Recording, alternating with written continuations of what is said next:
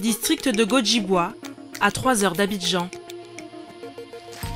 Aujourd'hui, Aboubacar Karim et sa collègue viennent inspecter cette plantation d'EVA. Depuis plusieurs semaines, celle-ci est attaquée par un champignon du nom de Corynespora, bête noire des agriculteurs. Les premiers signes sont d'ailleurs bien visibles. On a une feuille, voilà, donc qui est légèrement attaquée. Donc le symptôme en fait, c'est qu'il y a une arête de poisson. Si les feuilles ne sont pas traitées, c'est toute la plantation qui risque d'être touchée par la maladie. Pour établir leur diagnostic, les deux techniciens ne font pas de prélèvement ni d'analyse, mais utilisent une toute nouvelle technologie. Préparer le matériel. Depuis 4 ans, le cabinet de conseil agricole créé par Aboubacar propose des diagnostics phytosanitaires par drone. Ils sont les pionniers dans ce domaine en Côte d'Ivoire. On commence à préparer la tablette et tout ça en même temps. Cette technologie représente un gain de temps considérable. Il faut à peine 1 heure au drone pour survoler un champ de 50 hectares. À pied, l'opération aurait pris plusieurs mois. L'analyse par drone permet aussi un diagnostic plus approfondi. Avec le drone, en fait, l'avantage, c'est qu'on a plusieurs capteurs multispectraux, donc des capteurs en fait, qui prennent des images dans différentes longueurs d'onde pour pouvoir en fait, sortir une carte qui va nous permettre de savoir « Ah, ici il y a tel problème, ici il y a tel problème ».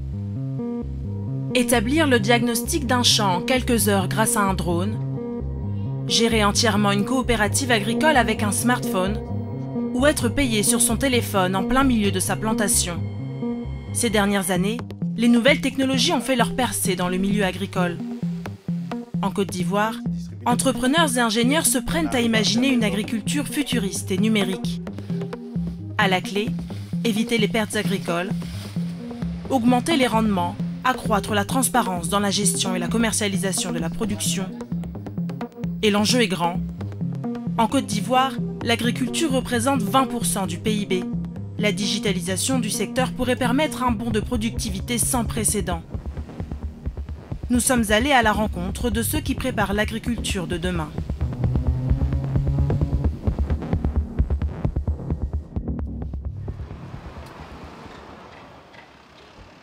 C'est dans les bureaux d'Investive, à Abidjan, que sont analysées les images récoltées par le drone sur la plantation.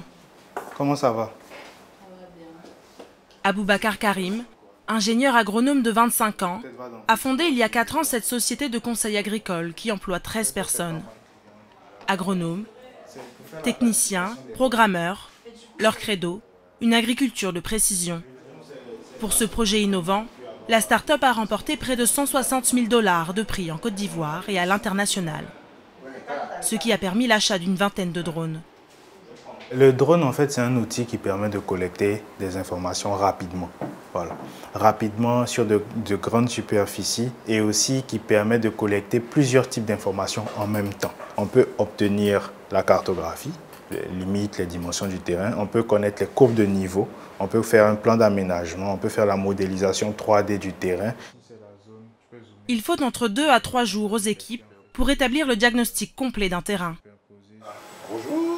Ce matin, Aboubacar a rendez-vous avec M. Yao, le propriétaire de la plantation d'EVA. Donc là, on a fini de collecter les informations sur ta parcelle. Du coup, on va te présenter un peu les résultats.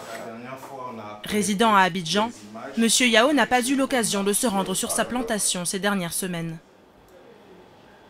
À l'aide du logiciel, Aboubacar génère des indices pour connaître la densité de feuilles présentes sur les EVA.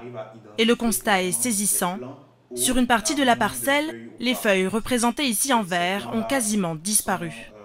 Ces plants-là sont malades. Donc l'avantage aussi des drones, c'est qu'on arrive à identifier ces maladies-là plus rapidement. Il faut compter au minimum 20 000 francs par hectare survolé. Une technologie qui peut paraître chère, mais ce diagnostic précoce permet d'éviter des pertes encore plus coûteuses. En Côte d'Ivoire, 30% des rendements d'EVA sont perdus à cause de la propagation de Corynespora. Sur ma plantation de 50 hectares, le nombre de pieds morts par an, on peut compter 100 à 200 pieds. Un pied d'EVA qui est mort, c'est une perte pour moi. Pendant 30 années, l'EVA va nous rapporter de l'argent. Donc il faut le suivre, il faut le traiter. régulièrement pour qu'il puisse, excusez-moi du terme, faire son travail. C'est-à-dire que nous, on la nourrit, il faut qu'en retour, il nous nourrisse. Après le drone cartographe, place au drone épandeur qui déversera le traitement sur la plantation malade. On a 5 zones de traitement qui sont en fait différenciées par les couleurs qu'on a. Et en fonction de la table qui est là, en fait, on a des différentes doses. Donc quand il va le drone de pulvérisation, quand il va passer sur la zone verte, par exemple, il aura une dose différente de quand il va passer sur la zone orange. Ça c'est l'avenir, quoi. Voilà. On ne va pas continuer à aller traiter mettre les produits au pied des plants voilà, de façon artisanale. S'il y a la technologie qui nous aide à résoudre nos problèmes, bon, moi je pense que c'est le meilleur. Encore inconnue en Côte d'Ivoire il y a quelques années, cette agriculture de précision séduit de plus en plus. Investive supervise les plantations d'une trentaine de producteurs comme M. Yao. La société a vu son chiffre d'affaires multiplié par 3 en 4 ans. D'accord, donc on reste en contact. Oui. Retour sur la plantation d'EVA de M. Yao. Aujourd'hui, place au traitement avec le drone épandeur. 2 mètres d'envergure, 20 kg au décollage, mais une autonomie limitée. Il faut changer la batterie toutes les 15 minutes. L'équipe prépare l'antifongique qui sera déversé sur la plantation. Le traitement par drone permet de faire des économies en produits. Grâce à cette agriculture de précision, on utilise 30% moins de produits phyto et 90% moins d'eau. Parce que déjà, on a la zone exacte à traiter, donc la surface, donc il n'y a pas de dérive de produits qui va se déverser à gauche ou à droite. Grâce au drone, l'agriculteur n'est plus en contact direct avec les produits phytosanitaires, qui peuvent être nocifs pour sa santé. C'est le drone lui-même qui se charge d'épandre le produit. Il peut en contenir jusqu'à 10 litres. Donc c'est lequel des plans de vol que tu vas choisir? En fait, au total, nous avons 3 plans de vol. D'accord.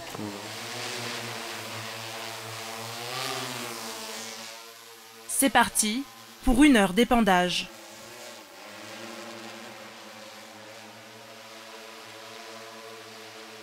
Je pense qu'il y a beaucoup de choses qui sont révolutionnaires dans le traitement par drone. Déjà, il y a la vitesse à laquelle on traite. Voilà, on est capable avec un drone seulement de couvrir jusqu'à 60 hectares par jour. 60 hectares par jour, quand les problèmes techniques ne viennent pas s'en mêler. La dernière fois, vous avez eu des pertes de signal comme ça? En cause, la densité de la plantation et le climat particulièrement humide qui brouille le signal. C'est sûr que ça stresse. Oui, mais je veux dire, on a connu pire, quoi. À presque 10 millions de francs le drone, le jeune entrepreneur a de quoi être tendu. Mais est-ce qu'il a fini le plan de vol? Investive a déjà connu plusieurs crashs. Cette fois, plus de peur que de mal, le drone finit par revenir au point de décollage. C'est toute cette expérience terrain-là qui permet justement d'adapter. C'est pour ça qu'on dit que en fait, ce qu'on fait, c'est qu'on adapte les technologies au contexte local. Pour moi, l'agriculture africaine, en tout cas, va se développer avec des petits outils de mécanisation. Et pour moi, le drone, c'est un de ces outils-là. Voilà, c'est un petit outil qui est flexible, qui est facile à déployer, qui est aussi, je dirais, attractif aussi pour la jeunesse.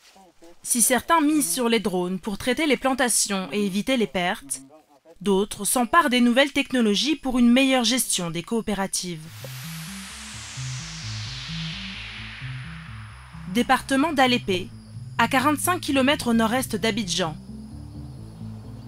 Ici, on fait pousser du cacao, de l'EVA ou encore du palmier à huile.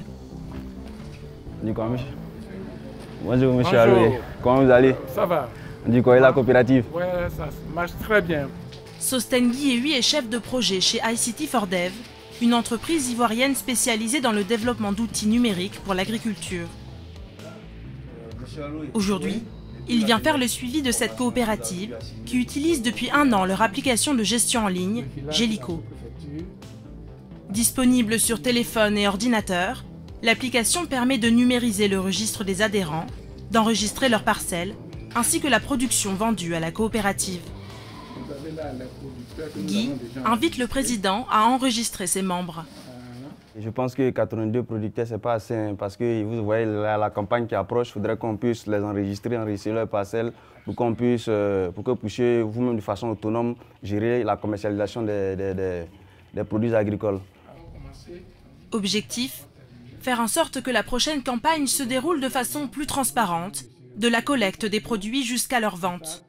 Auparavant, tout était répertorié à la main dans des registres, ce qui pouvait entraîner de nombreux problèmes. Et lorsque ces registres disparaissaient ou il manquait une seule feuille, ça créait des problèmes dans les coopératives agricoles parce qu'on ne savait pas qui a apporté quel produit, qui a apporté quelle quantité de cacao. Donc ça créait des discussions. Donc, ce qui faisait que non, il y avait des palabres et les coopératives disparaissaient. Gélico est utilisé par 193 coopératives agricoles ivoiriennes, regroupant plus de 70 000 agriculteurs. Monsieur Ognier, membre de la coopérative, souhaite aujourd'hui se faire enregistrer sur l'application. Bonjour, monsieur. Il aura la possibilité d'être informé en temps réel lorsque sa production sera vendue par la coopérative et bénéficiera d'un suivi de sa parcelle. Monsieur Aloué crée son profil sous l'œil attentif de Sostengui. En général, dans nos coopératives agricoles, il est un peu compliqué de trouver quelqu'un qui maîtrise l'utilisation des ordinateurs. Donc nous les accompagnons aussi dans la prise en main de la solution jusqu'à ce que ces coopératives-là soient autonomes. Aujourd'hui, le numérique dans l'agriculture est indispensable. Ok, j'espère que très bientôt on va oublier ça. Hein, parce que nous sommes à l'ère du numérique. Il est un autre domaine dans lequel le numérique pourrait changer la donne, celui de la bancarisation. Seuls 20% des Ivoiriens disposent d'un compte en banque et dans les zones rurales, le chiffre tombe encore plus bas. 5% des activités agricoles sont bancarisées. Adjoa est cultivatrice de cacao à Anwanze, dans la région du sud Bandama. Ces petites branches font que le cacao ne donne pas.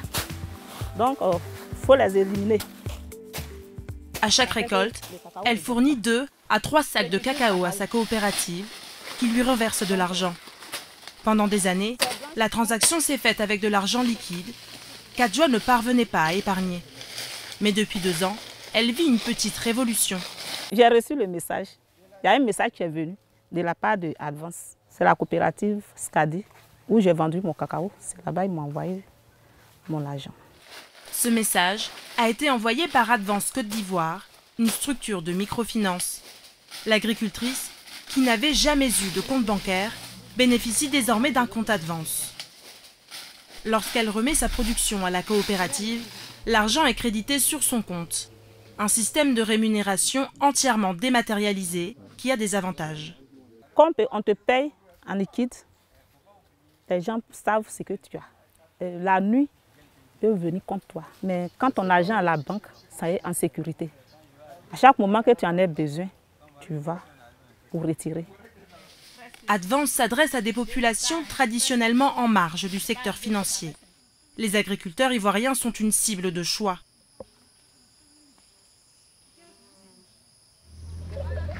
De retour au village, l'agricultrice consulte son compte sur son téléphone. Pas besoin de smartphone ou de connexion Internet, mais d'un code USSD, comme ceux utilisés lors de transactions mobile money. Adjoa bénéficie d'une meilleure visibilité sur ses dépenses et parvient même à épargner. À chaque moment que je cueille mon cacao et puis ça passe sur la banque, je retire un peu pour faire mes besoins et il y a un peu qui reste. Avant, c'est main à main. Tant qu'on te donne, je dépense tout. Je ne peux pas faire économie. Lorsqu'elle a besoin d'argent liquide, elle se rend au point de retrait Advance, situé à Hermankono, à quelques kilomètres de son village. 35 points de ce genre sont répartis en Côte d'Ivoire, principalement dans les zones rurales. Je vais retirer 20 000. Oui. Si elle avait voulu retirer de l'argent dans une banque classique, Adjoa aurait dû se rendre à Divo, à plus de 40 km. En Côte d'Ivoire, 50 000 agriculteurs ont été séduits par ce service de microfinance. Il permet d'épargner son argent, de le retirer ou encore de souscrire à un prêt en quelques clics. Bonjour. À terme, l'objectif est que les agriculteurs n'aient plus besoin de se rendre dans ces points de retrait. Avant, c'était en fait le producteur qui partait vers les institutions financières, mais aujourd'hui, c'est les institutions financières qui partent vraiment vers les agriculteurs. Et cela se fait grâce bien évidemment aux canaux digitaux que nous avons développés. Notre ambition, c'est d'éliminer le plus possible l'utilisation du cash en zone rurale. C'est de créer un écosystème pour permettre aux producteurs de faire des paiements via son téléphone étant dans son campement. Par exemple, acheter ses intrants via son téléphone et payer vraiment ses factures via son téléphone. Créer vraiment un réseau de récepteurs. Même le petit boutiquier du village qui sera vraiment un récepteur. Digitaliser entièrement les transactions dans le monde rural, le projet peut paraître utopique. Le manque d'éducation et l'analphabétisme restent des freins majeurs à la digitalisation. Mais les acteurs de la transition numérique ont bon espoir. Il y a une nouvelle génération de producteurs qui émergent.